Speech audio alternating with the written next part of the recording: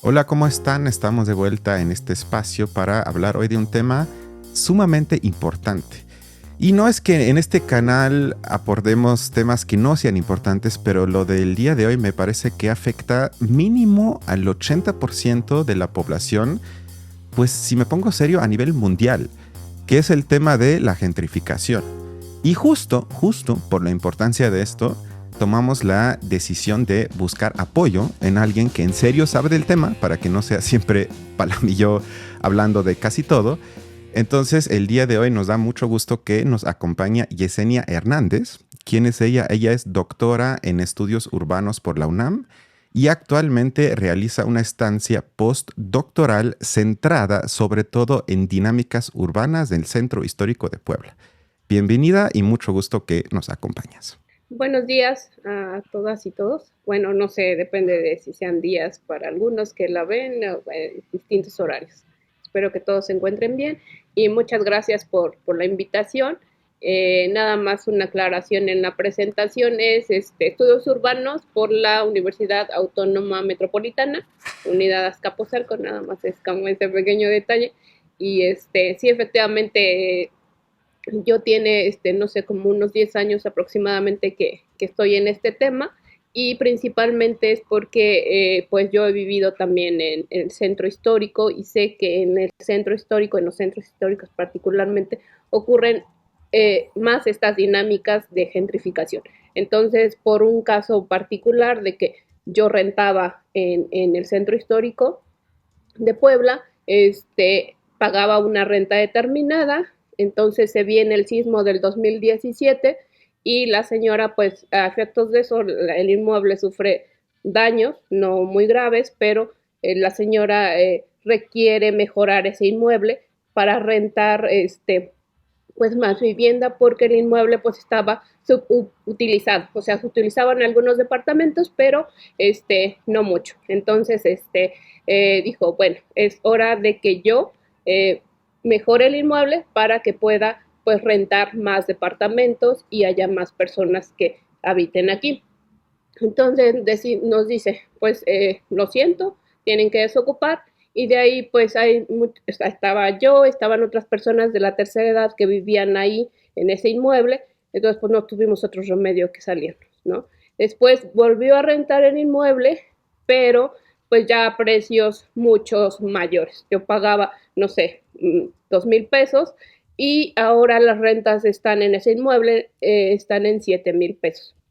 Hay que decir que, bueno, es relativamente barato en relación de otros centros históricos o de otras zonas, porque también hay que decir que las rentas, pues depende de zonas, en distintas zonas, y también pues distintas características del inmueble. Entonces fue mi caso que tuve que desplazarme por estas mejoras que, digámoslo en sentido positivo, la persona, el propietario, iba a mejorar ese inmueble, pero pues estas personas, nadie que vivíamos antes ya pudimos habitar ese inmueble. Entonces yo me tuve que buscar otro lugar, o desplazarme a otros lugares, etcétera. Entonces, o sea, mi caso, que es el que me orilló a meterme más como a este tema, le sucede a muchos y de situaciones diversas, ¿no? Entonces es como un poco el pretexto de por qué yo estoy como en estos temas desde hace algunos años. Perfecto, muchísimas gracias por estas palabras introductorias. Balam, también buenos días, ¿cómo estás? ¿Listo para hablar de este tema y de tus múltiples depas que posees? No, claro, sí, por supuesto, para que vean que yo vivo también de las rentas y del interés. Claro, les propongo comenzar con dos clips muy breves que saqué del programa de Foro TV de la Hora de Opinar, conducido por Leo Zuckerman, que me preocupan por lo siguiente. Pero, ¿cómo definirías tú a la gentrificación? La definiría como una externalidad del desarrollo que puede ser positiva o negativa. Sí. Y que podemos crear diferentes normas y diferentes leyes para que esa gentrificación, esa externalidad del desarrollo se dé de manera positiva. Pero, ¿cómo la describes? O sea, ¿qué pasa en una ciudad cuando se empieza a gentrificar? Hay muchos debates acerca de cómo la gentrificación puede convertirse en un fenómeno de expulsión, ¿no? De expulsión. Hay una tendencia a pensar en que cada vez que tú desarrollas algo, la ciudad expulsa a los que originalmente estaban en un territorio. Okay. Desde mi perspectiva, no es necesariamente una expulsión, sino debe ser una convivencia de normas, reglamentos y desarrollo para que en un solo lugar podamos convivir todos. Y bueno, este clip me pareció sintomático porque esta pregunta o duda va sobre todo para nuestra invitada especial el día de hoy, que no sé si tú que estás más en el tema, o por lo menos más tiempo, te pasa igual que cuando se le pregunta a los expertos en qué es la gentrificación y se ve casi la desesperación en Leo Zuckerman que le dice, bueno, pero entonces, ¿qué es? Que en este audio de manera sintomática se nos dice, bueno, es esto, pero también puede ser lo contrario y no necesariamente es lo otro. Entonces, tú lo verías más como complicación de la cosa en sí, es decir, que engloba tantas cosas que por eso definirlo de manera concisa es imposible, o es una forma de quizás maquillarlo y no querer expresar lo que en el fondo sí es. Sí, yo creo que va un poco de los dos aspectos que mencionas y digamos que, y como es un tema que tiene muchos matices, también es como de un poco complicado, digámoslo así, decirlo. Lo que sí es que, como lo comentaron, pues es una expulsión o un desplazamiento de personas que vivían en un territorio en un momento determinado. Como en el caso que yo comenté al principio, pues estábamos ahí rentando, pero debido a cualquier circunstancia, pues nos vimos desplazados para otros lugares, ¿no? Entonces, ya sea por alguna rehabilitación del inmueble, que muchas cosas es el pretexto, u otras por determinadas pues circunstancias de que ya no puedan pues habitar ese espacio porque la renta está muy cara, ¿no? Entonces ya puede ser como también otra vertiente o otra circunstancia porque ya no puedan estar en ese lugar. O también muchas veces porque van cambiando como las dinámicas del lugar. O sea, si un lugar era totalmente habitacional y empiezan a haber como unos cambios de uso, a lo mejor empieza a haber un bar, no sé, una escuela, un hospital. Entonces a la gente que vive ahí pues ya no le es grato como esa convivencia entre usos. Entonces muchas veces es también como ese cambio, esa dinámica de uso de suelo que las personas que viven ahí pues ya no se sienten como muy gratas al vivir ahí, ¿no? O también pues algunos lugares también por inseguridad, que también es parte de ese proceso de gentrificación, que muchas veces dicen que a propósito, y ahí voy a meter a otro, digamos, a otro participante que es el Estado, o digamos, de alguna manera olvida algunos lugares, se van deteriorando a propósito, digámoslo así, y estos lugares pues se van volviendo inseguros, hay vandalismo, prostitución, etcétera. Entonces estos lugares olvidados, hasta cierto punto, hasta donde les interese rescatar, ya de alguna manera quedan así, en ese como stand-by. Después hay un rescate, que dentro de ese mismo discurso del Estado, pues vamos ahora a rescatar este lugar, y ya ahora viene de que esta mejora, esta rehabilitación, y ya elevan como esos precios, esas condiciones para vivir ahí. Entonces viene como esta nueva gente que va a vivir ahí, ¿no? Entonces hay como muchas dinámicas dentro de ese mismo territorio, pero sí tienen que haber como que muchos actores ahí participando, e intereses también. Balam, ¿quieres compartir algo? Sí, sí, sí. A mí me parece que, digamos, estoy de acuerdo con Yesenia. Creo nada más, digamos, que yo haría, sin meterme claramente en lo de gentrificación, que creo que, por otra parte, sí debería de definirse específicamente como quizás fenómeno de expulsión, pero hay, digamos, cuando la compañera de Foro TV menciona que es una externalidad del desarrollo, que es algo, digamos, como positivo, pero que simplemente ocurre porque, pues, quién sabe, o sea, como si fuera un fenómeno natural, ¿no? Entonces, este concepto de externalidad en realidad trata de justamente señalar que es un efecto secundario indeseable del proceso económico, pero al definirlo así se establece una diferencia entre el negocio y sus efectos nocivos. Es decir, creo yo que aquí justamente se puede observar un poco la ideología que en general encierran las personas que hablan de la gentrificación cuando realmente no les interesa en realidad más que el desarrollo, digamos, de los negocios o del capital, digamos, como interno, porque ellos tratan de decir que hay una forma de equilibrar los intereses de las personas que ya viven ahí con los intereses, digamos, de los propietarios que quieren empezar a sacar dinero de las propiedades, ¿no? Empezar a aumentar la plusvalía de las propiedades. Ahí hay como dos intereses que justamente para mí no necesariamente se resuelven. Yo no sé cómo, pero es evidente que hay dos intereses de las personas que sí quieren, que ya tienen propiedad, que quieren llevarla, no sé, Airbnb, por ejemplo, que se va a contraponer necesariamente con los intereses de quienes ya viven ahí. Pero justamente yo creo que la solución, que no es tan solución a fin de cuentas, es pensar que es posible equilibrar ambos tipos de intereses. O sea, creo que aquí de nuevo nos encontramos eso, y el término externalidad creo que apunta hacia ello, porque deja libre al proceso económico que tiene que seguir, que ese sí no se puede parar, no se puede poner en duda porque es el desarrollo. Y bueno, externalidades, como ya veremos, a ver qué hacemos si se cae, digamos, por ejemplo, cuando se saca petróleo, ¿no? Los costos ya se tienen claros, y las externalidades, bueno, pues a lo mejor se acaba la selva, a lo mejor, digamos, ciertos ríos se contaminan, etcétera, etcétera, pero son secundarios respecto del proceso económico. Entonces, nada más quería hacer hincapié en ese detalle de la externalidad, que es un concepto económico que yo lo he encontrado incluso ya en ciencia política, porque también se menciona lo mismo. O sea, ese modelo se extendió a las ciencias sociales en general, y me parece que a mí, digamos, por lo menos sí encubre un problema de intereses que debería de ser un poco más abiertamente tratado, ¿no? Sí, vamos al siguiente punto, que es un clip de 10 segundos, que es la conclusión del programa de 1 hora. Y eso, de nueva cuenta, me parece sintomático de cómo se aborda este problema que afecta a tantos, pero que al parecer no les interesa. Escuchen. Pero quedémonos con el bien común que mencionó. Con el bien común. La ciudad como bien común. Exactamente. Bueno, ¿quién va a estar en contra de que digamos la ciudad como bien común? Pero eso no me explica absolutamente nada.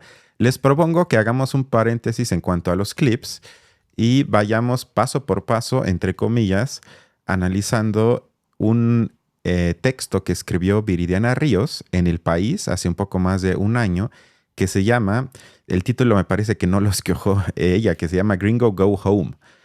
Y este texto me pareció ilustrativo en el sentido de que, por un lado, nos explica desde mi punto de vista de manera lograda qué es la gentrificación, qué no es decir, que al mismo tiempo que lo explica, desmistifica varias cosas que me parece que en el sentido común de muchas personas están muy arraigados en cuanto a qué piensa la mayoría de la gente que es la gentrificación. ¿Les parece que vayamos paso por paso con base en algunos puntos que traje del artículo? Venga, sí.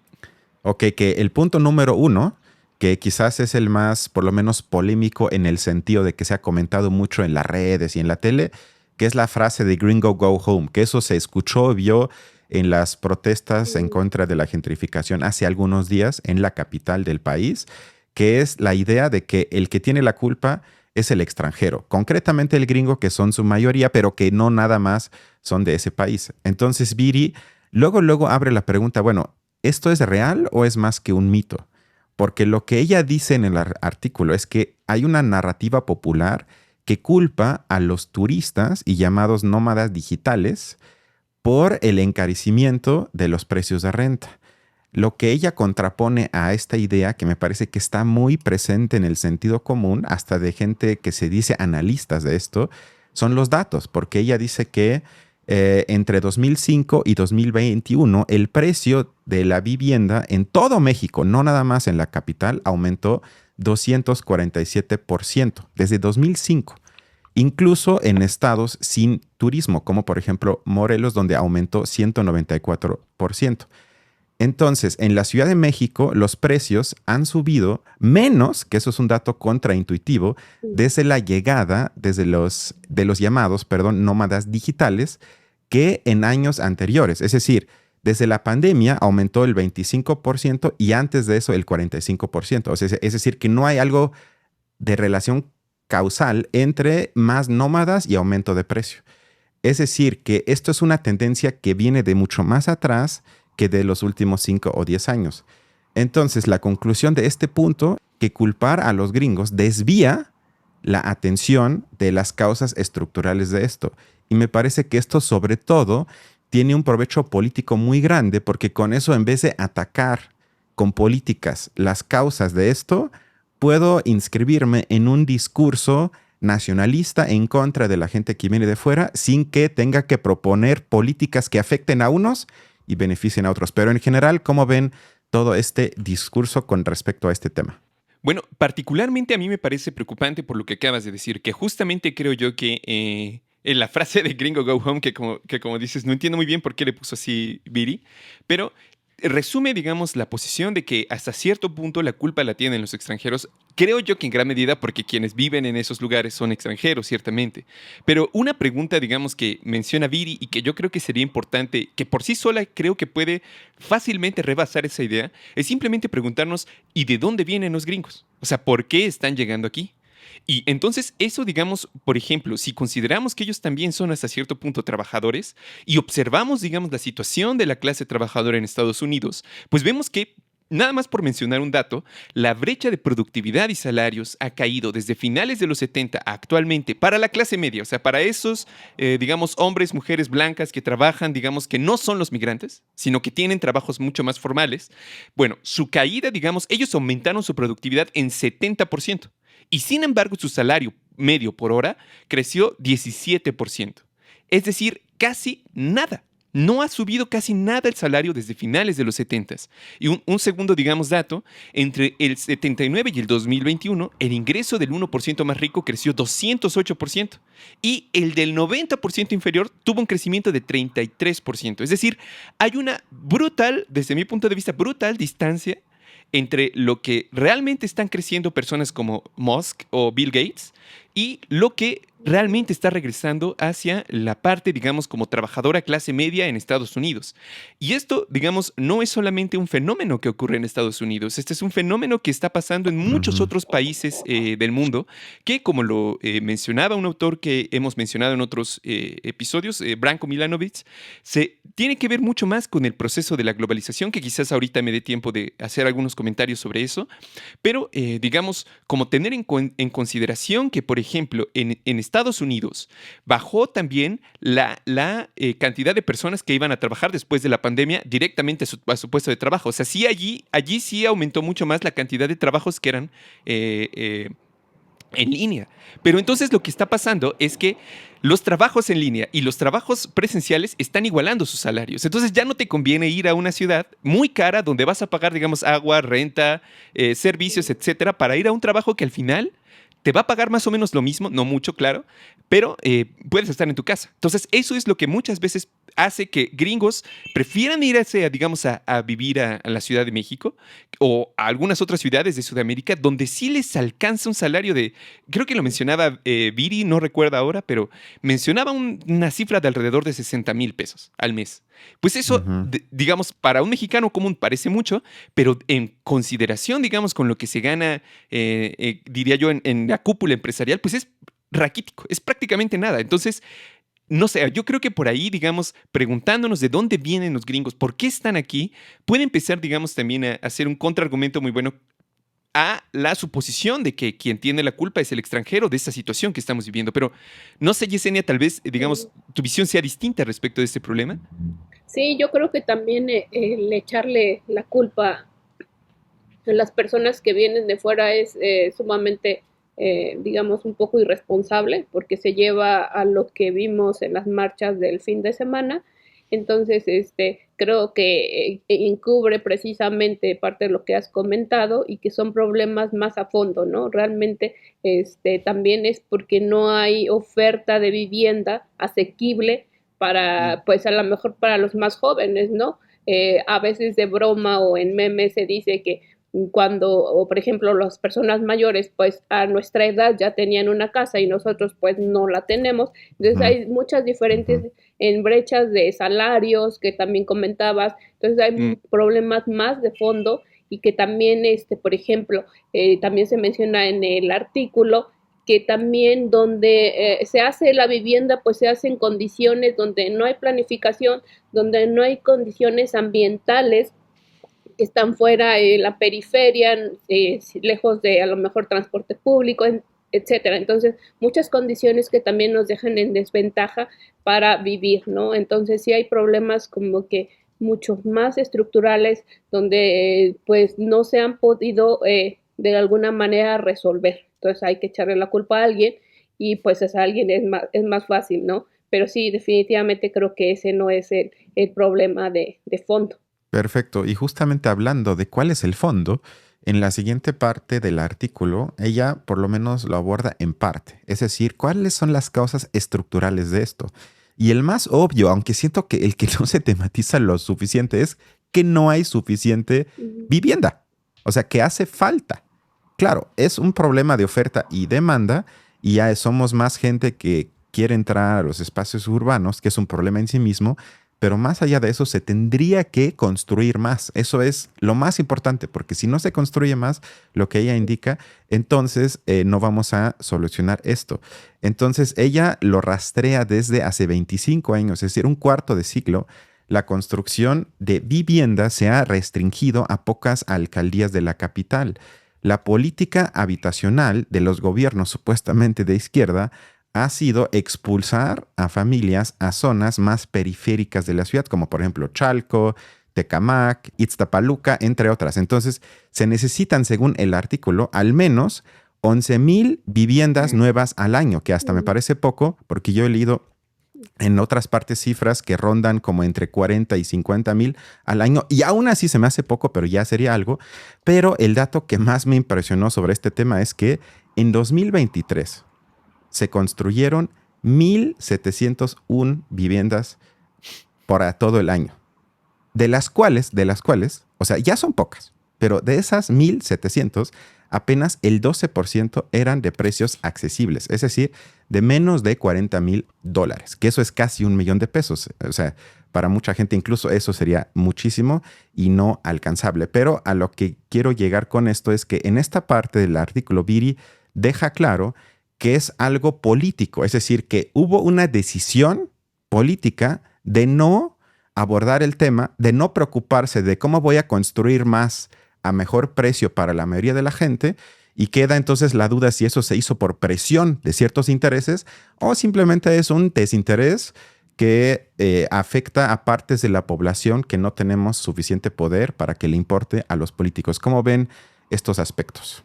No, bueno, a mí me parece sinceramente muy preocupante esto que mencionaba, sobre todo el dato esto de la falta de producción de vivienda en general, es algo realmente que a mí me sorprendía muchísimo. Y de hecho ya lo menciona, que una de las razones es que hay una empresa llamada Cemex, que básicamente tiene todo el dominio, acá tiene monopolio muy grande, y que eso me pareció, digamos, la parte más terrorífica, pero al mismo tiempo genial del artículo de Viri, que muestra cómo precisamente la política de protección nacionalista a la industria, lo que ha hecho es que esa industria, que de por sí, esa particular empresa industrial, que era de por sí muy mala en términos de producción, cobraba mucho por cosas que eran muy malas, bueno, pues ahora tiene muchísima más protección, entonces tiene un mercado prácticamente cautivo.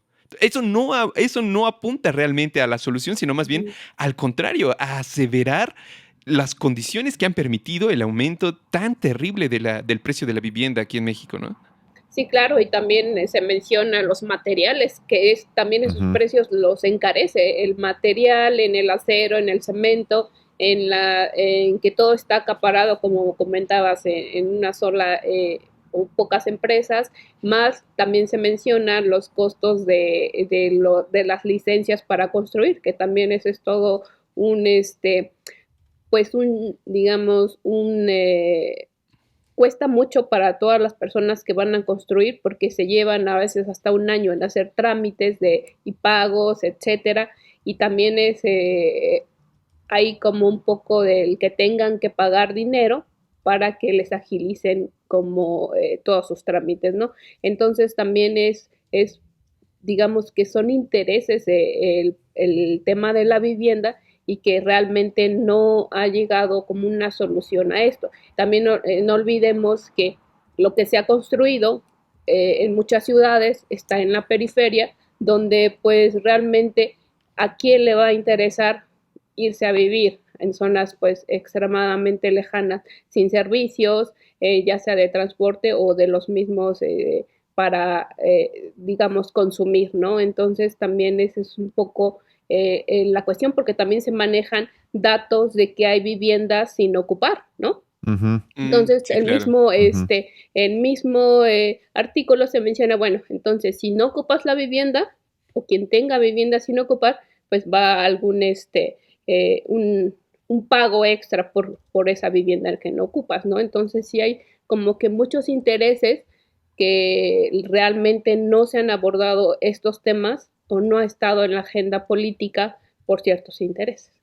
Es correcto. De hecho, en esa parte del artículo, si recuerdo bien, ella se hace la pregunta y por ende al público que la estamos leyendo, bueno, ¿por qué se construye mayoritariamente vivienda cara? Y el argumento que él Sí, sí, da, sí. que de hecho comparten muchas personas que argumentan a favor de la gentrificación o que dicen que no es un problema, sino simplemente es algo imaginado por la gente que nos quejamos de esto, que es el problema de la rentabilidad. Es decir, que según ciertos estatutos, el proyecto para construir vivienda tiene que tener mínimo, dice Viri, 23% de rentabilidad, que es muchísimo. Y esto obliga a construir caro, es decir, a construir para gente que puede pagar mucho para que se genere esa cuota de rentabilidad. Yo no sé cómo vean ese punto. Y el siguiente tiene que ver con la plataforma de Airbnb, que ahí yo estoy en un bosque que no entiendo exactamente lo que pasó, porque cuando vino la plataforma fue similar, a menos que me corrijan ustedes, como con Uber, que era algo nuevo. El gobierno no sabía primero qué es esto, luego cómo lo regulo, lo tengo que regular, funciona, cuánta gente lo usa, pero luego ya todo el mundo aceptó que es un problema, porque sobre todo en zonas como la Condesa, como la Roma, como Polanco, y cada vez más gente que es dueña de un inmueble, agarró la onda, yo diría, de que puedo sacar mucho más si lo inscribo a la plataforma de Airbnb. Eso también subió los precios. El gobierno de la ciudad de Claudia Sheinbaum nos indicó que van a hacer algo y de ahí, a partir de ahí, yo ya no entiendo exactamente si ya se hizo algo, si paguen impuestos, si se evaden impuestos, si se puede hacer algo, si es como con Uber que no hay mucho que hacer. Es decir, que esos son como dos cosas que ella dice que incentivan que lo que se construya sea caro. Por un lado, el lujoso negocio que representa estar en Airbnb y por el otro lado, la idea de que yo tengo que sacar cierta rentabilidad y como necesito eso, entonces necesito construir para gente que tenga capacidad de compra alta. ¿Esos dos puntos lo ven justificable o más o menos tendrían quizás algunas críticas? No, bueno, principalmente yo diría que sobre todo la cuestión del Airbnb en particular, que se relaciona un poco con la idea de la ganancia, pero básicamente es la idea de que las casas que se construyen tienen que dar algo de ganancia, ¿no? Si no lo hacen, entonces ¿para qué lo construyes? O sea, nada más es como para ir a regalarlos, pero eso está en contra absolutamente del mercado. Y de hecho, eso daña los precios que existen en el mercado de las casas. Si de repente todo el mundo empieza a tener casa, ¿quién va a querer entonces? Ya no se va a elevar o ya no se van a apreciar al mismo ritmo las propiedades que hoy se tienen. Y que incluso muchos mexicanos también lo hacen, porque no son los extranjeros. Mencionaba Viri en algún momento que también está pasando lo mismo en todo el país y en particular en Morelos, por ejemplo, ¿no? En Morelos casi nadie vive, pero yo tengo por lo menos algunos amigos que sí han comprado alguna casa para pasar, digamos, como la tarde, o la están pagando con toda su familia. Entonces ellos también de alguna manera lo hacen porque compran allá afuera, porque aquí es demasiado caro, claro, y entonces pasan como ciertas partes del año, incluso pagan, no sé si eso se las sabían, ¿no? Pero pagan las placas del auto en Morelos porque es mucho más barato y ya todas sus multas aquí en la Ciudad de México no se las llevan. Bueno, nada más para meter algunos datos y a ver si nos ayuda a reflexionar en particular el problema de la gentrificación en la Ciudad de México. Se supone que ya a partir de hace algunos años, si no me recuerdo son 2 años, ya no se puede superar el 10%, el aumento anual que se hace o no puede superar perdón, antes era el 10% del contrato original, ahora no puede superar la inflación, el porcentaje de inflación. Luego también, digamos, hay registros para quienes hacen eso. El límite al año, digamos, de noches que pueden rentar son 180. Entonces eso también redujo por lo menos a la mitad de los días del año que pueden ser utilizables o rentables o de las que se pueden sacar ganancia de las casas. Y Y básicamente, digamos, yo diría que son a grandes rasgos las políticas que han llevado a cabo, que si se dan cuenta son en realidad como pasivas, ¿no? O sea, como que llegan y pues ya con base en eso yo les cobro un poquito más, les dejo aquí un poquito menos, pero no hay, por ejemplo, el impulso a la construcción de vivienda pública y asequible. Eso sí, prácticamente yo diría que está abandonado. Incluso a veces cuando veo que en Venezuela para tratar de comprar a los opositores construyen 1 millón de viviendas, yo diría, bueno, ojalá también intentar así comprarnos el gobierno, ¿no? Sí, y realmente al principio como apareció Airbnb, pues era como un poco la experiencia de ir a otro lugar y estar con las personas que viven pues en esa ciudad, un poco conocer la experiencia de cómo viven, de cómo conviven, etcétera. Entonces, era una idea, pues al inicio buena, ¿no? Porque era como un poco conocer más a fondo esa ciudad, no solo el ir como en un hotel, ¿no? Sino que fuera como el estar con personas que viven, habitantes de ese lugar. Entonces, pues comenzó con un cuarto y ya, pero ahora, como lo han visto, pues realmente ya es un negocio y hay muchas ofertas de cuando hacen construcción de hecho de edificios, dice, bueno, lo puede usted adquirir como una inversión para plataforma, o sea, ya hasta lo ven como una mercancía, ¿no?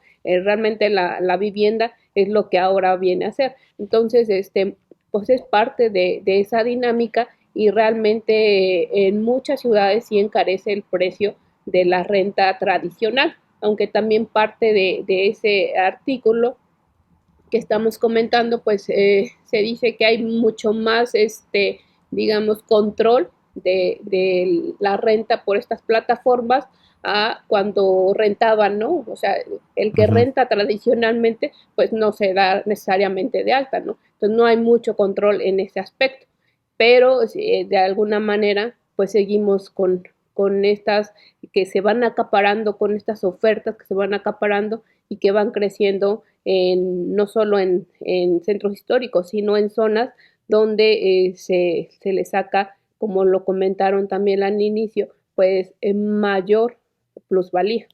Es correcto. Y ella al final de este artículo propone ciertas cosas que el gobierno debería de hacer y no hace, pero a eso vamos al final. Digamos como conclusión de intermedio, ella dice que culpar a los extranjeros es políticamente conveniente, pero la raíz, como ahorita lo abordamos por lo menos un poco, está en decisiones estructurales del Estado mexicano, es decir, que es un problema político que incluye la falta, como ustedes bien dijeron, de planeación, monopolios protegidos, evasión fiscal, que si de por sí se les cobra no la cantidad de impuestos debida, pero más allá de eso ni siquiera pagan lo que tendrían que pagar y digamos la ausencia de una política seria de vivienda pública por los números que les acabo de compartir. Ahora vamos otra vez a los clips porque en el siguiente es uno que encontré de un canal de YouTube que se llama Data Scientists. Es un canal mexicano, aunque tenga nombre en inglés, que es un clip de más o menos 2 minutos que desde mi punto de vista explica de manera perfecta qué es la gentrificación. Entonces, a partir de ahora tengo el plan de que si alguien me pregunta, le mando este clip. A ver si ustedes lo ven igual o le ven algunas fallas o quizás ausencias. Vamos a verlo y escucharlo. ¿Ver extranjeros en las calles significa gentrificación? ¿La gentrificación es culpa de los turistas? ¿Un barrio lleno de tiendas de diseño y cafés es sinónimo de gentrificación? ¿Te suena familiar? Estos son algunos mitos que se han creado respecto a la gentrificación. Pero, ¿realmente sabes qué es este concepto y, sobre todo, cómo te afecta en realidad? Luis Salinas, investigador del Instituto de Geografía de la Universidad Nacional Autónoma de México, explica que la gentrificación es una transformación física y social de un espacio, impulsada por inversiones inmobiliarias y comerciales, así como por intervenciones públicas o privadas. Este concepto fue acuñado en 1964 por la socióloga Ruth Glass, quien describió cómo los barrios obreros de Londres eran invadidos por las clases medias, desplazando a los habitantes originales. Estos cambios en los barrios pueden incluir la aparición de nuevos edificios, el aumento de áreas verdes como los parques o la instalación de alumbrado en calles que no lo tenían. En lo social, hay una reestructuración demográfica, con la llegada de una población con mayor capital económico y cultural que desplaza a la población originaria. Pero hay muchos mitos detrás de este concepto. Por ejemplo, Hay quienes piensan que ver extranjeros en las calles de la Ciudad de México significa gentrificación y que son los culpables del aumento en los precios de vivienda y comida. Eso es un discurso xenófobo que se ha difundido muy fuerte y la verdad es que eso no es una cuestión de nacionalidad. Otro mito es que la gentrificación puede identificarse visualmente. Si un barrio se llena de tiendas de diseño y de cafeterías y de población con barba y tatuajes, eso basta para definir que hay gentrificación, eso es mitológico. La verdadera señal para identificar que existe el fenómeno de la gentrificación es el aumento desmedido de los costos de vivienda, comida o actividades recreativas. Las personas pierden el acceso a distintos lugares o son excluidas. Esto, a su vez, provoca el desplazamiento de la población local, que es forzada a mudarse a lugares más baratos. Discutir los impactos de la gentrificación es crucial para encontrar formas de evitarla, asegurando que todos los sectores de la población puedan disfrutar de las ciudades. En abril de este año, el gobierno de la Ciudad de México publicó una nueva ley de turismo que busca regular a las plataformas tecnológicas de alojamiento y evitar los sobreprecios. Sin embargo, a nivel país no hay medidas claras para frenarla. Lo ideal sería crear políticas públicas que regulen el aumento de precios y prioricen el bienestar de todos los sectores de la población. Bueno, obviamente les invito a que se metan a la página, que hay un artículo más extenso, pero ¿cómo ven? ¿Les convenció como a mí o le ven algunas fallas? A mí personalmente me pareció muy, muy bueno. Y de hecho me dejó más bien como pensando en un fenómeno que, a ver, no sé cómo ves tú, Yesenia, pero yo diría que también se puede pensar como una especie de gentrificación. Me gustó esta idea de que la gentrificación no se puede identificar a la vista, ¿no? A simple vista no es posible, ¿no? O sea, simplemente por más cafés o más extranjeros no se puede determinar. Y yo pensaba quizás en un ejemplo que podría ser muy bueno justamente para eso, que es el fenómeno de las familias que se van a Estados Unidos, que lo hemos comentado aquí antes, y que, digamos, ellos vienen de un pueblito, digamos, de pueblitos pequeños. Entonces se van a Estados Unidos y su familia se queda en México, y entonces ellos empiezan a mandar dinero, y su familia construye. Y luego llega un momento en el que ya construyen casas en las que no viven ahí. O sea, que ellos ya viven en Estados Unidos o viven en otras partes, pero llegan al pueblo, digamos, en las épocas de fiesta, y ahí sí ocupan la casa, se ven con todo lo demás, pero el resto del año son casas vacías. O sea, aunque esas no se renten, muchas de esas casas son vacías. Y a mí me ha tocado más bien llegar a pueblos donde ya casi se están volviendo pueblos fantasmas, porque son muchas casas de lujo, en general, muy, muy bonitas, pero casi ninguna tiene habitantes. Nada más de repente la persona que cuida o los que van a visitarla para pagar los servicios, pero poco más. Entonces yo pienso que a lo mejor eso sería otro ejemplo de gentrificación que ocurre en general en el país y que más bien es a la mano de los propios mexicanos, ¿no? Bueno, pero no sé cómo ven esa reflexión y esto que acaban de decir, ¿sí? Sí, creo que esta explicación como que aborda temas más completos, ¿no? Y un poco va a lo relacionado que comentaba Balam, que es, o sea, esas personas pues vivían en ese lugar con ciertos hábitos o ciertas formas de vida, ¿no? Se van y ya tienen, pues adquieren también otras formas de vida que ahora las traen de esos lugares y además esas nuevas construcciones con materiales distintos pues le da otra arquitectura a ese lugar o que tenía cierta, digamos, arquitectura local del lugar, ¿no? Entonces de alguna manera también se transforman tanto la arquitectura o el mismo paisaje de ese lugar, que es parte de también, como se comentaba en el video, de la gentrificación. O sea, es la gentrificación, la gente que llega, pero con nuevos hábitos que llegan también, ¿no? Y que de alguna manera van impactando a la población que vive ahí, porque tienen a lo mejor otras formas de consumo que no se tenían. Y también hay comercios que eran tradicionales de ese lugar. Entonces, al tener nuevos consumos, pues van también llegando otros comercios con nuevos, bueno, más bien con precios que no son los normales, ¿no? Entonces sí son como impactos de la forma de vida, tanto de las personas que van llegando como de las que están ahí y que de alguna manera chocan con esta, digamos, vida cotidiana, porque pues no era la que tradicionalmente estaba. Entonces sí son aspectos como que impactan de alguna manera la forma de vida de todas las personas, tanto en lo económico como también en lo social. Ahora, yo tendría ahí una pregunta, Yesenia. Mencionas, digamos, que justamente se debe a que llegan personas con otras formas de consumo, ¿no? Ujú. Pero yo, digamos, como que sería quizás un poco escéptico respecto de eso. Yo Ujú. diría que, bueno, digo, no sé, porque no lo conozco, es Ujú. una pregunta, pero ¿no tendrá que ver más bien con las personas que no necesariamente viven ahí, pero que son los dueños? Que cada año con año aumentan el precio y eso, digamos, termina teniendo un efecto más brutal precisamente en el desplazamiento que el que lleguen nuevas personas a romper con las tradiciones de consumo. O sea, pensando, digamos, justamente que luego muchas veces son gringos que su presupuesto es alto, pero tampoco así como tan excesivo como para que llegue Audi, ¿no? Pero no sé, digo ahí, ¿cómo lo Lo verías? menciono un poco con esta, por ejemplo, de las marcas de café, ¿no? A lo mejor estaba la cafetería tradicional y ahora pues las personas extranjeras, digámoslo así, o personas con mayor poder adquisitivo, pues ahora buscan una marca más reconocida, ¿no? Como el Starbucks. Entonces se van trayendo como estas marcas un poco también de moda y que va a corresponder con esos hábitos de esas personas que van llegando. Entonces, porque ellos consumen ciertas marcas, ¿no? Entonces, un poco también creo que sí se va cambiando como o transformando esos nuevos hábitos, tanto de consumo como de lo que se va adquiriendo en el lugar. Y un poco para comentar también, por ejemplo, en el Centro Histórico de la Ciudad de México, con todas estas consumo de lo chino, ¿no? Que va desplazando un poco también pues a este mercado tradicional mexicano que estaba ahí, por ejemplo, Tepito, ¿no? Entonces, es un poco así, creo yo.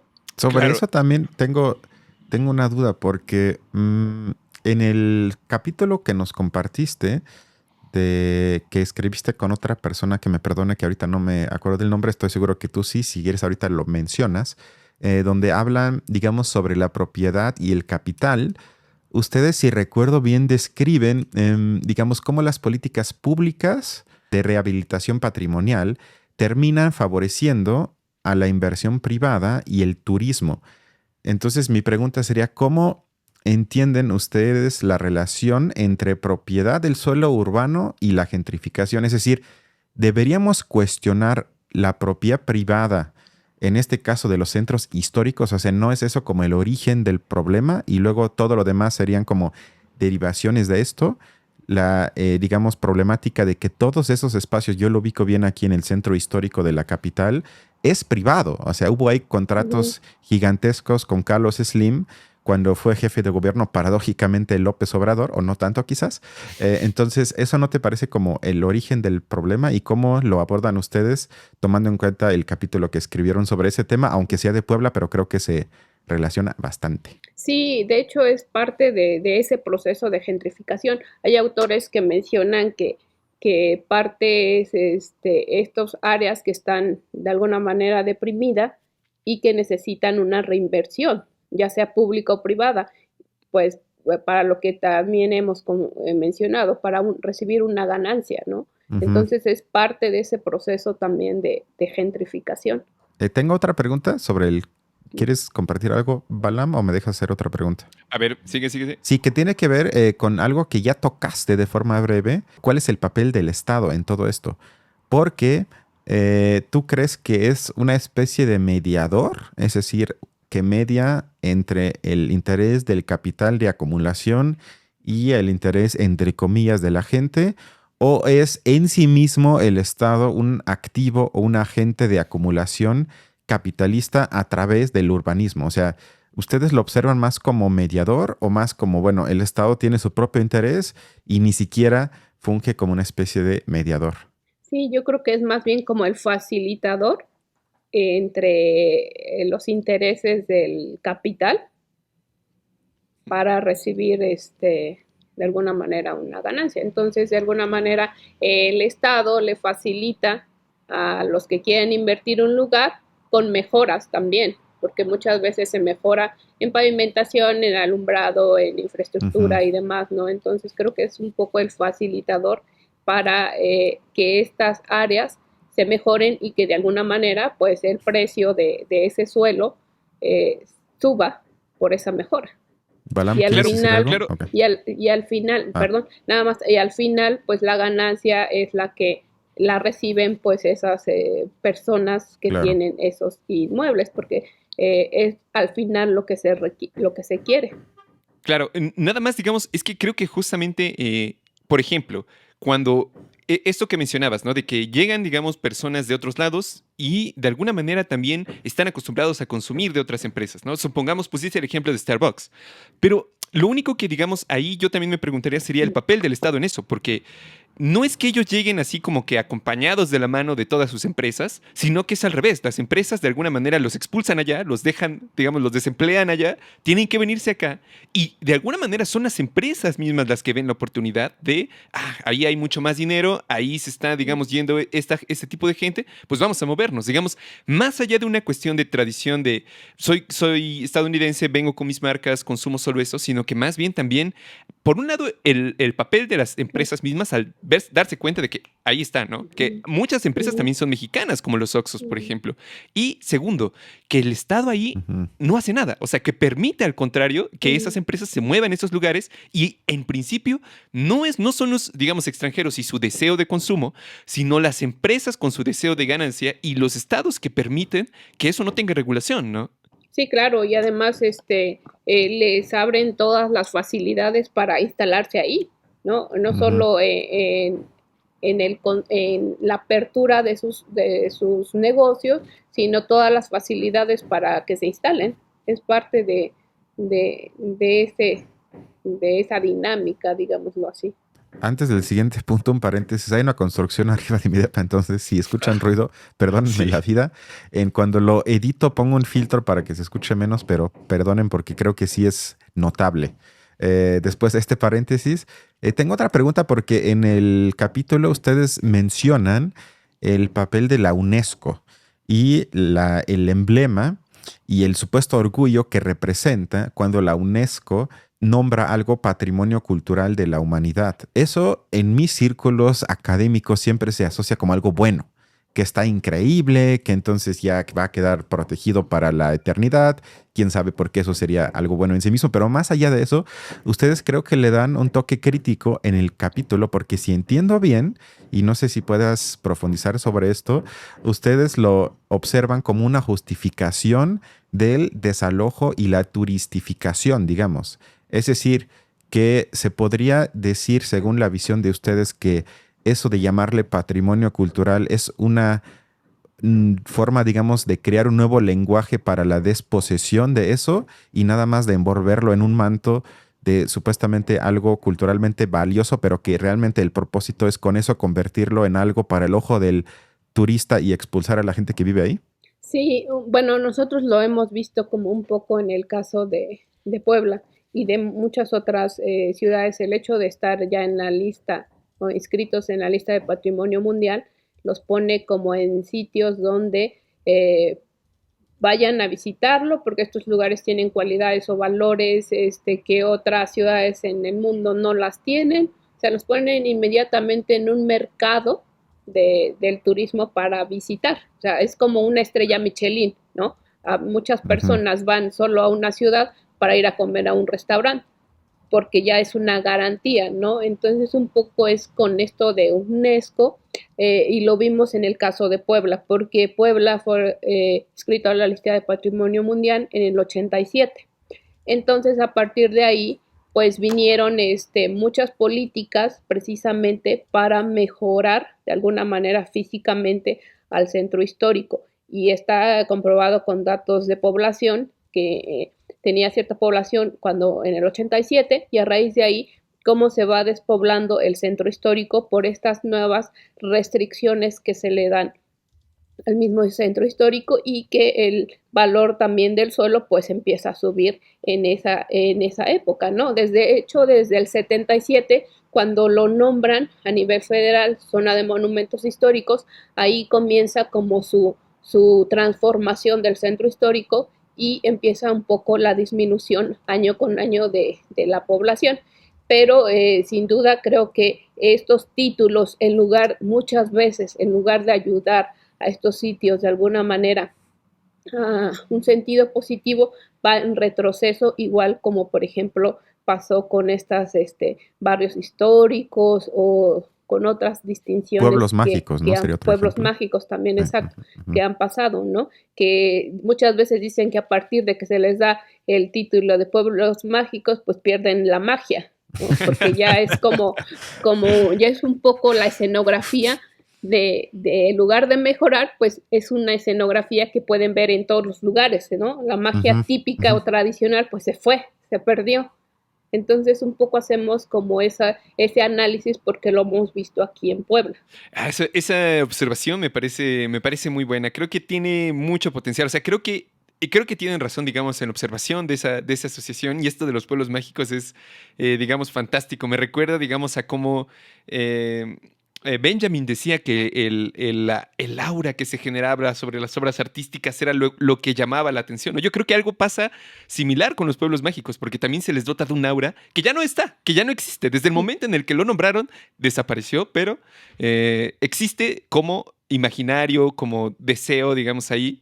Pero en general, digamos, esta observación hacia, digamos, el efecto que tiene la designación de patrimonio de la humanidad, más bien como si fuera una designación de destino turístico impasable, ¿no? Y que a mí me parece, digamos, como muy, muy sintomático de esto que estamos viviendo, porque desde mi perspectiva, la cuestión del patrimonio de la humanidad tiene que ver mucho más, desde mi perspectiva, ¿no?, con el valor histórico que se le da a los objetos, e incluso yo diría, desde el punto de vista de la ciencia histórica. Es, digamos, como el valor que tienen, y que por eso se deberían de resguardar muchos de ellos, porque podemos aprender mucho de ese tipo de eventos, pero en general las personas no lo ven así. O sea, las personas ven los sitios históricos como posibilidades de turismo en general en el país, ¿no? Ah, claro, ahí está Chichén Itzá, uno de los sitios más bonitos, refleja, digamos, como la identidad nacional, refleja, digamos, lo que México tiene que dar al exterior. Es decir, de alguna manera creo que se interpreta, como tú lo dijiste, como un plus en el producto que es México como lugar de turismo, ¿no? Entonces se piensa como esa oportunidad. Y creo que eso se ve muy claramente en el hecho de que los sitios más populares están llenos casi siempre, pero museos en estados o, digamos, como de lugares mucho más especializados, pues normalmente están vacíos. O sea, no hay mucha gente que los visite realmente, sino que únicamente se visitan precisamente en tanto que son sitios casi como donde te puedes ir a tomar la foto, es como muy vistoso, etcétera, etcétera. Entonces creo que sí es como muy sintomático, aunque yo sí diferenciaría eso, ¿no? O sea, como que por un lado la designación, que creo que tiene sentido en tanto que evita que muchas veces se destruyan cosas que si no, pues es que si no la gente de nuevo los agarraría y diría, ay, esto es mío y lo guardo en mi casa y cobro algo para que vengan a verlo. Como creo que es más común en Estados Unidos. Pero bueno, creo que simplemente me parece muy buena esa crítica. Creo que hay que hacer más hincapié en ello. Sí, que nada más profundizando sobre esto, lo que dijo Yesenia, en el sentido de que cada vez se parecen más para que haya una especie de uniformización de la experiencia. Eso es lo que a mí más me asusta, porque yo no tengo tanto un problema con Starbucks. Digo, entiendo, porque además lo que más me molesta de esa cadena es que explota a sus trabajadores. Eso para mí es lo peor y contamina. Pero más allá de eso, es que cuando uno entra a un Starbucks, siempre son iguales. Da lo mismo si entras en Nueva York, Frankfurt, México, la ciudad que ustedes me digan, la experiencia es igual, y esa uniformización a través de la globalización, es decir, que en vez de representar cierta heterogeneidad, es al revés, se asemeja cada vez más. Y lo mismo vemos en los pueblos mágicos. Lo ubico muy bien para la gente que nos ve y escucha. Cuando uno llega, ya ni siquiera a pueblos mágicos, sino ya a cualquier tipo de sitio, en el centro hay letras con el nombre de ese centro. Yo nunca entendí por qué, pero es para las fotos, para que siempre sea igual, el mismo tipo de letra, sí, porque ni modo que la idea sea para que ubiques en dónde estás, eso no tiene sentido, sino es para que sea igual en todos lados y te tomes fotos y luego se lo compartas a gente para que la gente vea, miren, estoy aquí y estas letras indican que aquí es el centro, y eso, digamos, tiene más implicaciones, pero eso se ve en muchas políticas que tienen su origen, me parece, una vez hablamos de esto en otro episodio del podcast, con Calderón o Fox por ahí, que tuvieron la idea que en vez de invertir en ayudar o desarrollar industrias en ese tipo de pueblos, les pusieron la etiqueta de pueblo mágico para fomentar el turismo interno. Eso es otra complicación de esto, es que ahí no era, por lo menos al inicio, tanto la atracción para los extranjeros, sino para la clase media o clase media alta que le gusta, como le llaman, turistear dentro del país, atraer a que en vez de ir a otro país vaya a pueblear, al pueblo mágico, para dejar ahí más o menos una derrama económica. Sin embargo, como bien ya dijeron ustedes, eso para nada implicó una mejora en sentido alguno para la gente que vive ahí. No sé si tengan un comentario más, si no, les propondría que vayamos a la última parte de los clips. Venga, avancemos. Perfecto. ¿Esta qué es? Es un video del canal Jacobin Magazine de Estados Unidos que nos explica de manera, para mí, lograda la propuesta del candidato a la alcaldía de Nueva York que se llama Mamdani, que es, digamos, el candidato de izquierda, que de hecho fue festejado por personajes políticos de México. Ojalá van a adoptar entonces, yo asumo, lo que él propone para mejorar, aunque sea un poco, la situación de las viviendas en Nueva York. Entonces vamos a ir paso por paso, cómo abordan ellos el problema y qué soluciones nos presentan. Vamos al primer clip. The United States has a housing problem. A problem so deeply rooted that most young Americans just accept this as a cruel reality. But what if we told you it didn't have to be this way? In fact, what if we told you that for a very long time, it wasn't this way? Back in 1980, the median rent was just $243 per month, or about $983 in today's money. American families could afford a home on a single income in 1980, an idea now so unthinkable that it is entirely removed from society just one generation later, despite us living in a much richer economy today. Today, our housing crisis is getting worse and worse. But other countries don't offer the same fate because they embrace sensible rent controls, encourage new home construction, and support beautiful, well-maintained public housing. Don't we deserve nice things too? Yo creo que sí. Este clip me gustó porque historiza el problema, que quizás para algunas personas es algo obvio, sin embargo, pero para mucha gente no lo es, sino ya se naturaliza que las rentas son caras, que comprar un inmueble es básicamente imposible y que así son las cosas y que hay que echarle ganas. Y lo único que ella nos dice es, bueno, antes en el capitalismo igual, no era otro mundo, no era el comunismo, no era Venezuela, no es Corea del Norte, sino dentro del capitalismo en Estados Unidos, en el imperio del capitalismo de la libertad. Antes era, no es que sea de fácil acceso, pero era más accesible a lo que es 30 años, 40 años más tarde. Es decir, que no siempre ha sido así y por ende creo que se podría cambiar. Es decir, que depende de decisiones políticas que otra vez se vuelva un poco más accesible. Eso me gustó porque eso es algo que creo que casi no se hace, que se historiza algo que parece que es así por naturaleza. No sé si tengan un comentario sobre este punto o quieren ir al siguiente clip. Yo nada más mencionar que quizás en algún momento al final del clip se trataba de hacer ver que quizás en otros países fue diferente, que tuvieron ahorita otras vamos a eso, políticas. ahorita vamos a eso. Ok, venga pues. Yesenia, ¿quieres decir algo o vamos No, al siguiente está clip? bien. Perfecto, Seguimos, vamos sí. al siguiente clip donde ya se nos habla, bueno, ¿qué es esto del control de rentas? Rent control is one of the most immediate and proportionate responses to exponentially rising housing costs. A well-designed rent control policy gives immediate relief to millions of renters by imposing limitations on the amount landlords can hike rents annually. This effectively bans exploitative rental price gouging and gives working-class people access to privately built housing they otherwise couldn't afford. Rent control not only cuts housing costs for existing renters, but also lowers market rates across the board. It puts more money in the hands of working Americans rather than furthering enriching landlords and corporate investors. These controls also promote housing stability by keeping families in their homes and communities, and curbs gentrification by protecting tenants from getting priced out of their own neighborhoods. Bueno, esto me gustó, pero no sé cómo lo ven ustedes, que me da la impresión de que en México eso no es suficiente, porque me parece que Balam ya lo comentó, que supuestamente hay espacios donde ya se dice, bueno, por año no puede subirlo más del 10, que me parece muchísimo, o por lo menos no puede subir más que la inflación, pero ya como los precios son tan altos, eso parece un paliativo que no sirve de básicamente nada, sino si se tendría que bajar primero y luego ya regular los aumentos, pero yo no sé ¿qué tan efectivo ustedes observarían esta medida para el caso concreto de México? Sí, pues yo lo que iba a comentar nada más es que precisamente, primero, no se trata únicamente de un fenómeno, como lo acabas de decir, primero es histórico, y segundo, no tiene que ver necesariamente con una nación, ni siquiera con Estados Unidos. Según la OCDE, entre 2020 y 2022, el precio global de la vivienda creció más del 20%. Y, por ejemplo, en lugares como Nueva Zelanda aumentó el 50%. En Estados Unidos el 42%, en Canadá el 45%, Australia 30%, Alemania 26%. Es decir, en general, la crisis, digamos, por la vivienda es un fenómeno global. No es únicamente, digamos, algo de aquí.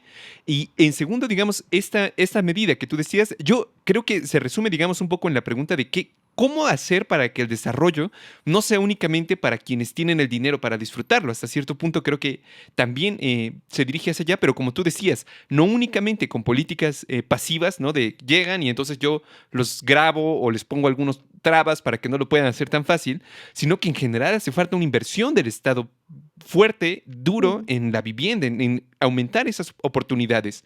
Pero ahí sí, digamos, también en cómo, digamos, pudiéramos afrontar este problema, ¿qué otras opciones serían más allá de los paliativos? A lo mejor ahí sí yo no tengo mucha imaginación, pero sí puedo imaginar, digamos, 3 problemas muy grandes, al menos aquí en la Ciudad de México, que de solucionarse, seguramente tendrían un efecto muy grande en eso.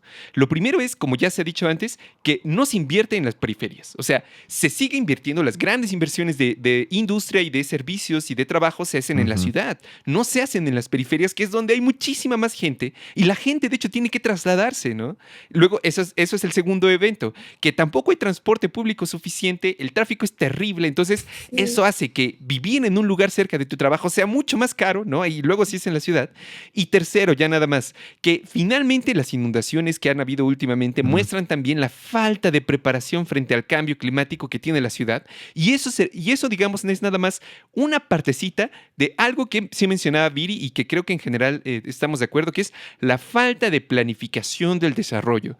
Durante todos los 6 años que estuvo Sheinbaum al frente de la Ciudad de México, no presentó el plan de organización territorial, algo que es fundamental para cualquier ciudad en general y que estaba por ley obligada a hacerlo, y no lo presentó. Lo presentó al final, en los últimos 4 o 5 meses, Martí Batres, pero de nuevo lo quitó porque está a revisión. Entonces, ahí son 3 cosas que yo digo, son fenómenos que están brutalmente empujando a la gente, digamos, de sus casas, aumentando la vivienda, etcétera, etcétera, y que yo simplemente veo que el gobierno no hace absolutamente nada en ese sentido. No hace nada, como si no existieran, como si no le preocupara en absoluto.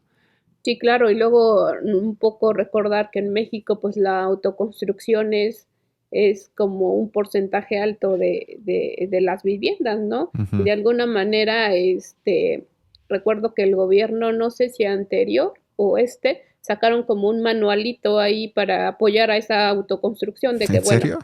Sí, me parece que fue Sedatu, que sacó como una publicación en donde le va ayudando a la gente a que autoconstruya su causa. Entonces no es una solución al problema, y como han comentado, realmente el tema de la vivienda en México no es un tema de agenda que esté para resolverse, sino han dado paliativos parciales, como ahorita igual el programa de vivienda, que van a dar como más facilidades a los jóvenes para que adquiera su vivienda, pero en realidad son paliativos pequeños y que realmente no se da una solución a ese problema, y tendríamos que ir desde la planeación, desde también ver qué hacemos con esa vivienda desocupada, que también es un porcentaje alto, sí. Y que, bueno, si no la vas a ocupar, o que mucho es vivienda invadida, o que está en como conflictos jurídicos, o que están intestadas, etcétera. Entonces hay como mucha problemática en todo este tema de vivienda. Entonces habríamos que hacer como un análisis profundo del estado en el que están, cómo están, y pues problemas para resolver. Sí, que como tú dices, en realidad casas ya hay, quizás bastantes, como para por lo menos aliviar una parte de esa demanda, quizás habría, pero son casas vacías, porque son, como lo mencionaba Viri en el artículo, demasiado caras como para que cualquier gente pueda siquiera acceder. Y ahora recuerdo que, digamos, desde el punto de vista del mercado, del libre mercado, la solución que también se proponía era construir casas baratas, ¿no? Que fueran así como luego yo veía como algunos módulos nada más así que llegaban, los ponían, ¿no? Como de cartón o de plástico y pues ya. Esa es una solución para las casas, para tener más casas, ¿no? Para tener casas más baratas.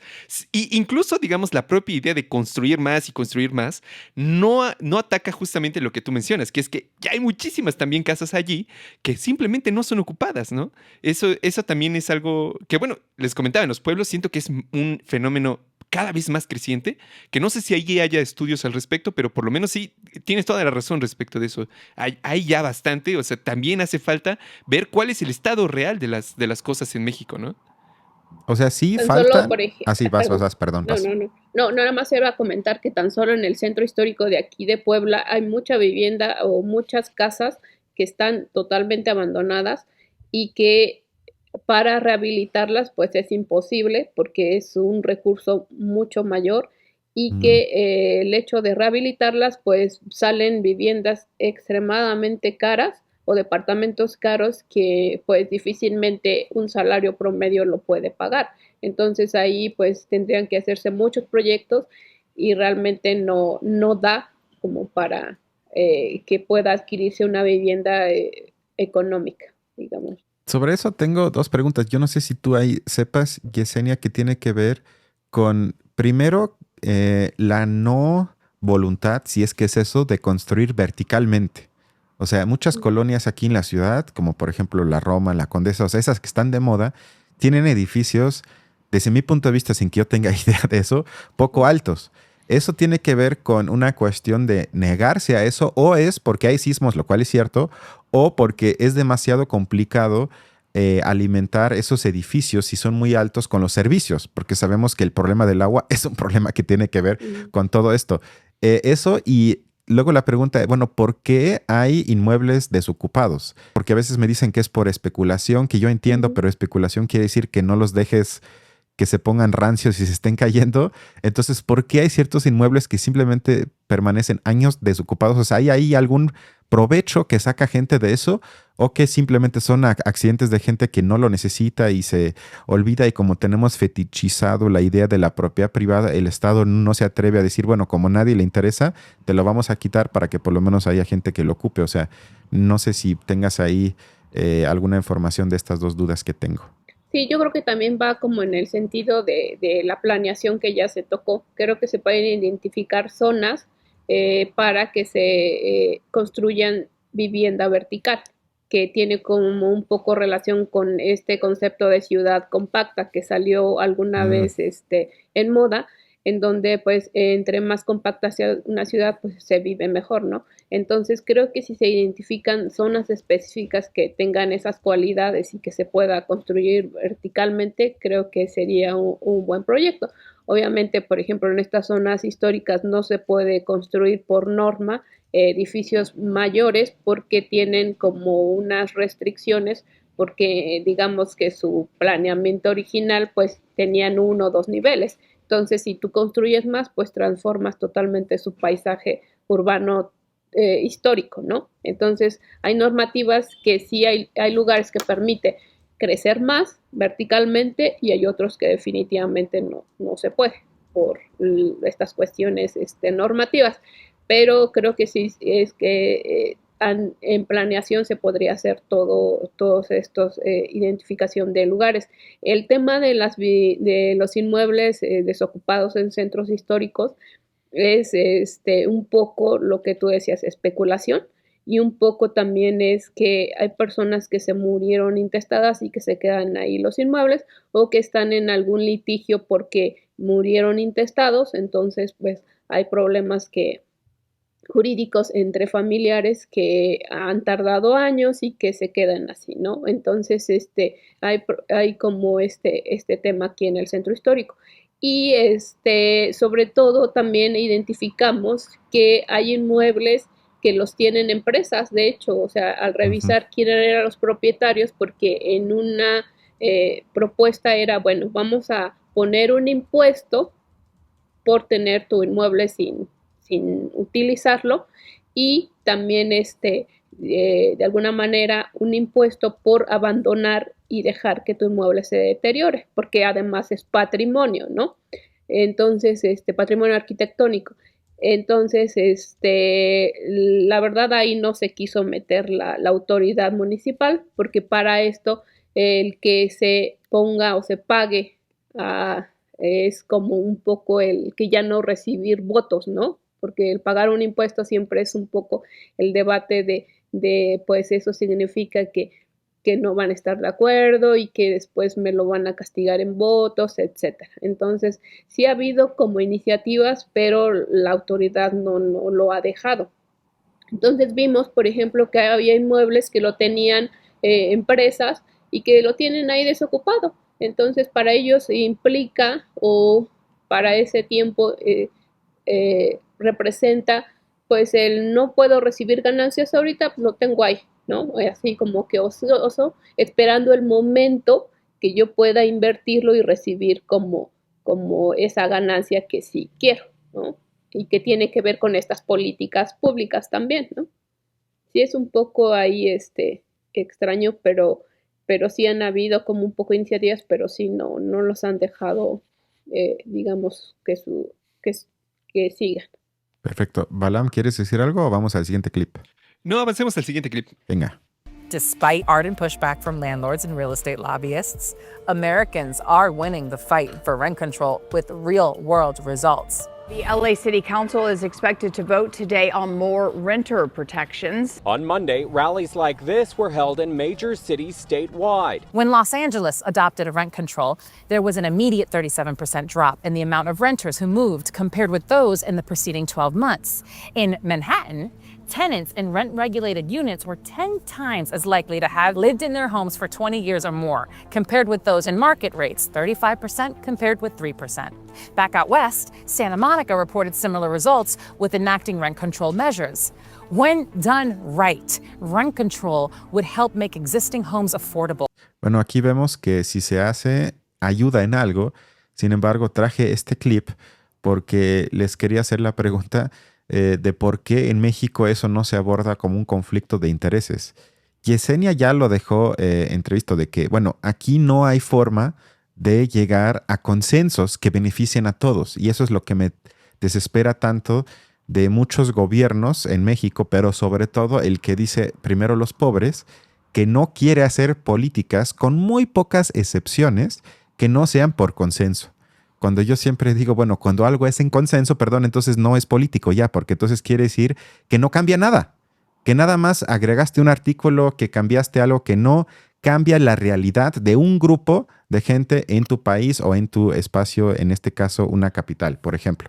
Entonces, ustedes ven otra forma de abordarlo que no sea a través de un claro, abierto conflicto de interés entre quienes tienen inmuebles y quienes nos toca rentar esos inmuebles. Si beneficio a unos, afecto a otros. No veo que nos podamos abrazar todos y decir, bueno, esto nos conviene a todos de forma igual, sino creo que hay pocas cosas que tan claramente representan un conflicto de interés sobre un bien que además es indispensable. Aquí no se trata de un lujo, quizás un iPhone o los carros, sino todo mundo necesita, y de hecho es un derecho humano que tengas un techo digno, además, que eso sería otro debate, pero ¿ustedes cómo se explican que esto no se aborde como un conflicto de interés? Además, como último dato, que afecta a la gran mayoría que no tiene inmuebles. Aquí no es 50-50 o que quién sabe lo que importe más, sino la gran mayoría tenemos que rentar y una minoría ofrece esos espacios para renta. Entonces, si un gobierno dice representar a la mayoría,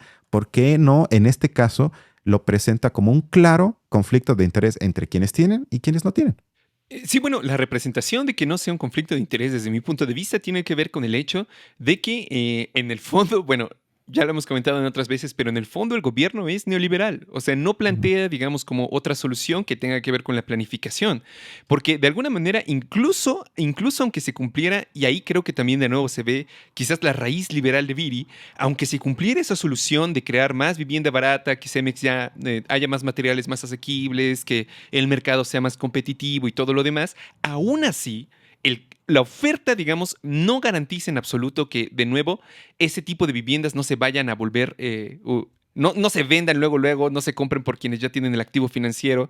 Y, por ejemplo, en Estados Unidos se sabe que solo del 2 al 3% de las viviendas asequibles que se construyen para hacerlo, 20 años después, dejan de serlo. O sea, solo el 2 o 3% siguen siendo asequibles. El resto, el otro 96, 97%, aumentó muchísimo su precio. Entonces, de nuevo, como tú lo acabas de ver, yo creo que el gobierno quizás lo piensa en ese sentido liberal, de que no es un conflicto de intereses, simplemente quizás hay poca oferta en el mercado. ¿Cuál es la solución?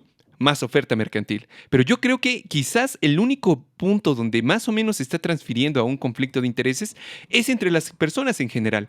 Ellas sí quizás lo perciben así, como que quizás ese tipo de población se está beneficiando, sus intereses importan más, por lo menos, que los intereses de poblaciones de Iztapalapa o de Nezahualcóyotl. Pero también creo, como lo hemos mencionado aquí, que es un conflicto de intereses que, sin embargo, no está sustentado por la teoría o no está orientado por un diagnóstico un poco más preciso respecto del origen del problema, de nuevo, porque tampoco es tan fácil como lo estamos viendo aquí, sino que más bien se trata de un sistema que vive de eso y que se alimenta de eso y que ahorita, digamos, las viviendas son assets, son, digamos, formas en las que el capital se puede rehacer, ganar más dinero y mientras no se ponga como el acento en eso y que precisamente beneficia a una clase capitalista que vive de la vivienda, de aumentar esos precios, efectivamente no estaríamos llegando como al punto del asunto y donde creemos, o por lo menos yo personalmente creo que está el conflicto de interés más profundo. Pero no sé cuál sea su visión, no sé, Yesenia. No, yo creo que, bueno, estoy totalmente de acuerdo y creo que mientras se vea o se siga viendo a la vivienda como mercancía, en donde puede ser un negocio para unos cuantos, pues no va a haber apoyo para vivienda social, ¿no?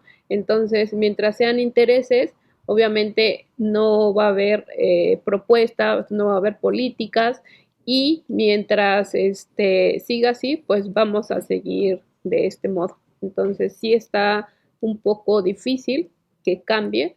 Esperemos que sí haya propuestas, porque en realidad no es que no haya soluciones. Creo que hemos visto que pudieran haber a ciertas alternativas, pero mientras esos intereses sean la prioridad, pues va a seguir desafortunadamente el tema de la vivienda así.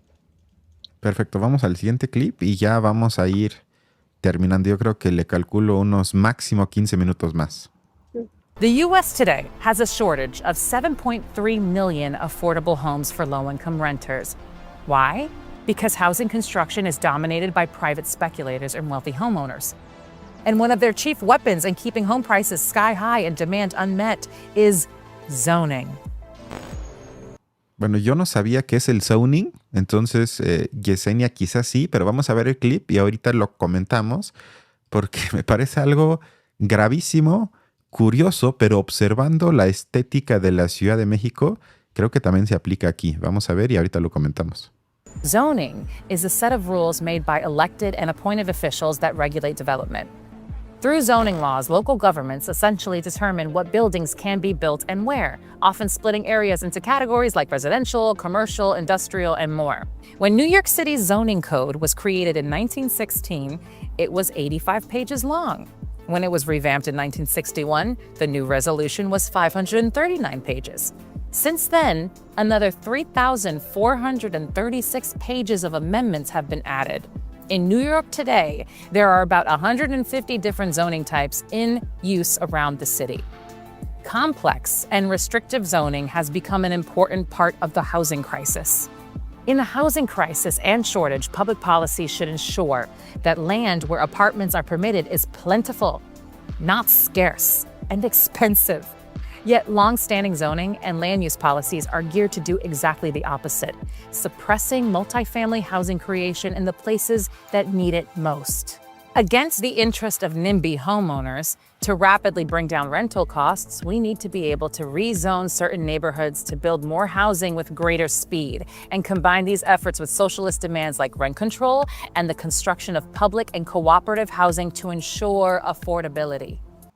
A ver, les dejo de compartir porque ya se acabaron los clips. Me pareció interesante porque, ¿cómo lo entendí yo? Que zoning es que se divide a la ciudad, y puede ser la que sea, en sectores. Entonces se dice, bueno, el sector X cumple como con tales características y ese entonces es apto, entre comillas, para que ahí se hagan edificios de interés social, por ejemplo. Pero luego hay otras zonas, como yo me imagino el zoning, decir, bueno, en Lomas de Chapultepec, pues esa gente no la queremos molestar, entonces ahí nos vamos a meter ciertas cosas que quizás en otro sector de la CDMX sí. Así más o menos me imagino, y yo no sabía que eso existe. ¿Ustedes les consta que quizás eso también se haga en la capital o en Puebla? Puede ser otro ejemplo. Yo creo que sí, porque sí es muy curioso que hay ciertas zonas de la capital, en este caso que lo ubico muy bien, que se conocen, por ejemplo, aquí es la zona de mercados, aquí es la zona de restaurantes y cafecitos como en la Roma o la Condesa, aquí es la zona donde vive la élite, como en Lomas o en Polanco, aunque es un poco diferente. Entonces, ya digamos, hay ciertas zonas que yo pensé, con mi ignorancia, que se generaron, entre comillas, naturalmente por la desigualdad, pero lo que ahorita acabo de aprender, o así lo entendí yo en el video, a menos que me corrijan ustedes, es que no, sino que son decisiones políticas que moldean ciertos sectores de la ciudad acorde a ciertas demandas y bueno, quiénes son los que mandan y quiénes imponen eso, pues ya más o menos ustedes se pueden imaginar. ¿Cómo ven este punto? Bueno, me recuerda muchísimo a una investigación que está haciendo un compañero de la maestría, porque precisamente él lo que muestra es cómo algunos mapas de México de 1940 incluso muestran cómo precisamente esta zona, digamos, como de la Condesa, la Roma, y esa zona que es occidente de la Ciudad de México. Sí. Sí, es oriente perdón, de la Ciudad de México.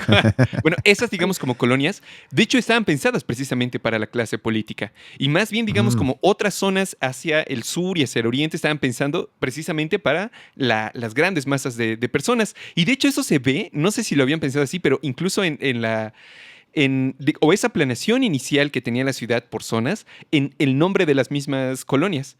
O de las delegaciones, perdón, porque son así como Cuauhtémoc, la primera, luego otra que viene Hidalgo, ¿no? El siguiente Prócer, luego la Benito Juárez. Entonces, cada una tiene así como su parte de la historia y tiene que... O sea, incluso, fíjate, tiene como una visión nacionalista detrás de eso.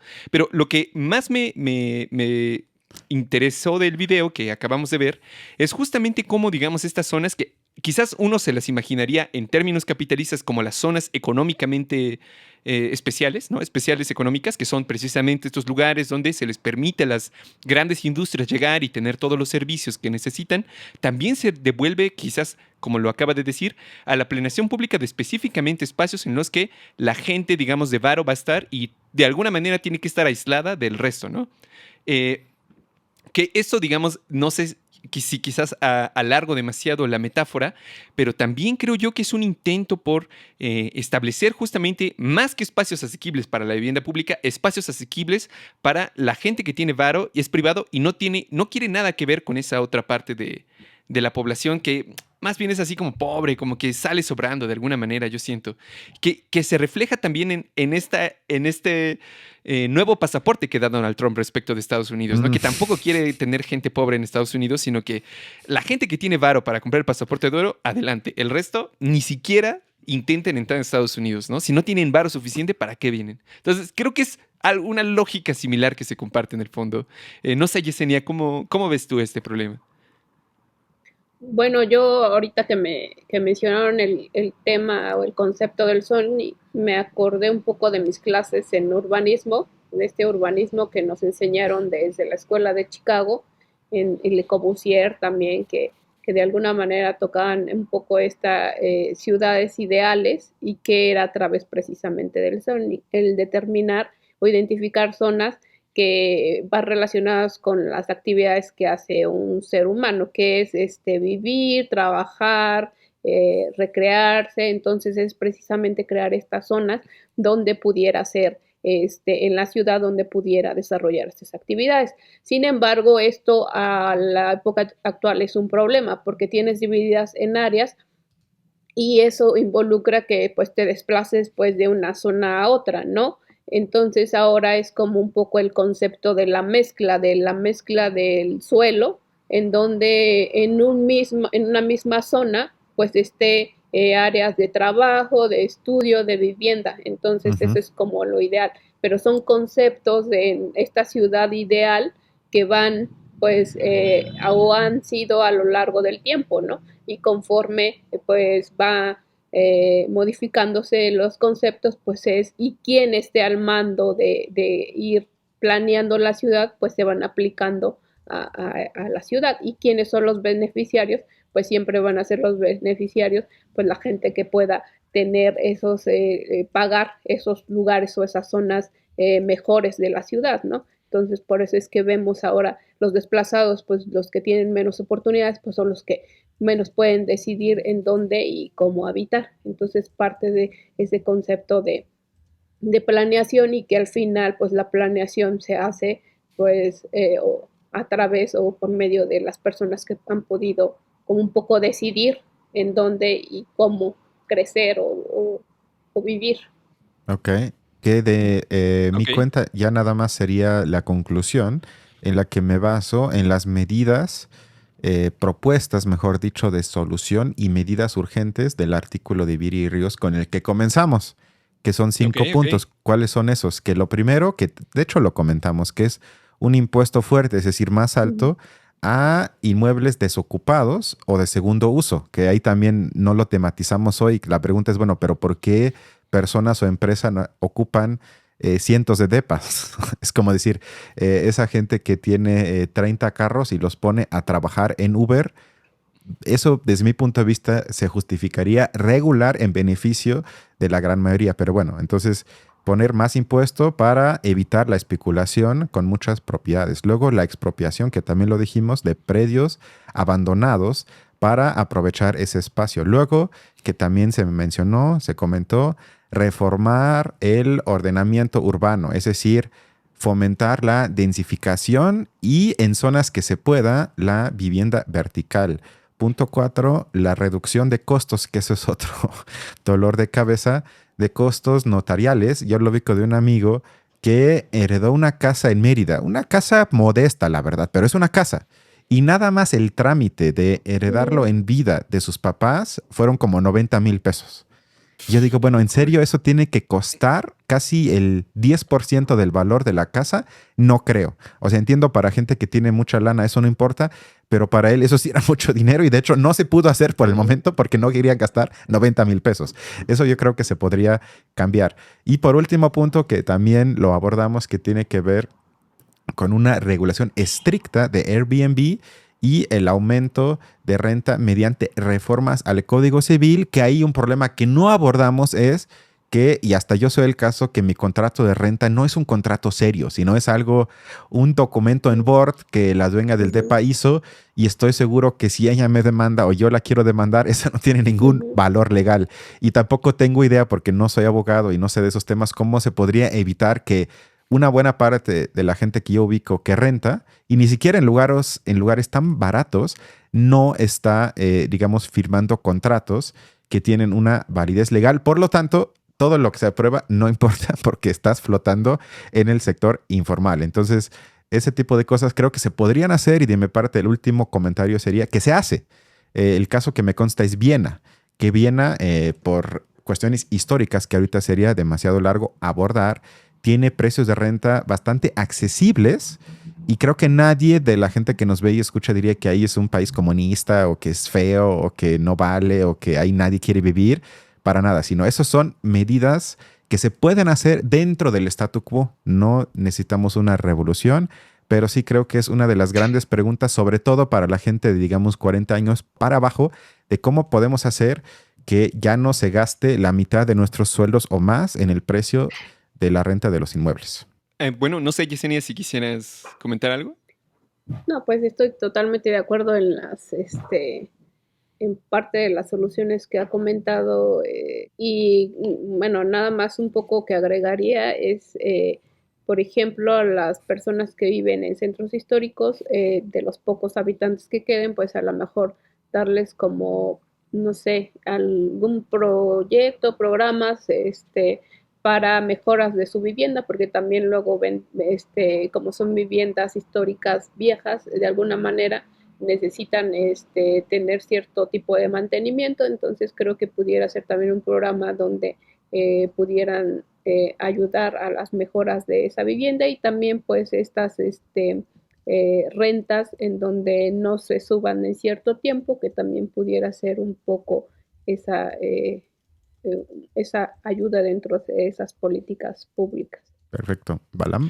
Pues yo nada más, digamos, me quedaría con la conclusión general de que nuevamente es un ejemplo más en la que el Estado se encuentra ausente, que más bien necesitaría entrar y necesita dinero para invertir. Y eso, digamos, una vez más es un tema que fuerza la opinión, creo que ya cada vez más mayoritaria, espero, de que el Estado tiene que cobrar más impuestos a los ricos. O sea, yo creo que es básicamente eso. Es un Estado, en general, el mexicano, como muchos latinoamericanos, muy pobre, muy pequeño, muy limitado, que de por sí, digamos, después de la época del neoliberalismo lo fue todavía más, pero que si esto no se va a resolver hasta que el Estado no retome, diría, de nuevo las riendas y empiece de nuevo a tratar de solucionar esto, yo diría directamente con impuestos. O sea, es que yo no le veo, digamos, de otra. Y ya nada más, digamos, terminaría haciendo, digamos, una reflexión también para no quedarnos nuevamente nada más en el contexto nacional, de que esto es en realidad parte de un fenómeno mucho más grande, en la que la movilidad del trabajo se corresponde con una movilidad del capital en general. Esta idea de que los grandes capitales de Estados Unidos y de Europa se deslocalizaron y se fueron a Asia en gran medida, bueno, también se corresponde con una movilización del trabajo que es una respuesta a las diferencias de salarios. Misma cantidad y misma calidad de trabajo, pero por diferentes salarios. Esas diferencias tan brutales que hay entre países fuerzan a estos movimientos, digamos, humanos tan grandes, como también fuerza el movimiento del capital, y que no debemos, yo creo que, desligarlo de ese fenómeno general, que si nos quedamos únicamente con lo que decía yo, Cristian, ayer, quedamos con la parte de la gentrificación, incluso, digamos, si lo entendemos con esta visión limitada de la externalidad, no termina, digamos, de relacionarse con el fenómeno más grande de la globalización, deslocalización de capitales y la migración de México a Estados Unidos y la migración interna, digamos, de estados más pobres a las ciudades donde se concentra el capital. Es decir, de nuevo, yo siento que se tiene que comprender desde ese punto de vista y que más bien es un contexto, un panorama tan urgente en el que el Estado tiene que entrar, que a mí me exaspera que más bien pareciera que está renunciando a veces a tomar las riendas en todo eso, ¿no? Pero bueno, yo diría que esas serían mis grandes conclusiones. Y muchísimas gracias, Yesenia, por pues, estar aquí con nosotros y poder ayudarnos a pensar más esto, porque como de nuevo lo comentábamos, nosotros no somos expertos en esto. Tenemos algunos ahí visiones de lo que más o menos pensamos que sería Pero somos correcto. Afectados de esto. Pero sin duda, sí. Que eso es más importante, pero yo también te digo muchísimas gracias por tu tiempo. Espero que la hayas pasado bien dentro de lo que cabe, que hayas estado en confianza y con, digamos, satisfecha con lo que te pedimos en el programa de hoy y esperemos que un día vuelvas a regresar a este espacio. No, al contrario, gracias y cuando gusten, pues ahí nada más me invitan y yo estoy. Pues nada más sería la próxima vez seguramente volveremos a tocar ese tema porque va a estar presente segurísimo en esos años. Entonces, pues ojalá que nos volvamos entonces a encontrar, Yesenia. Muchas gracias a los dos y al público. Cuídense mucho y hasta la próxima. Bye.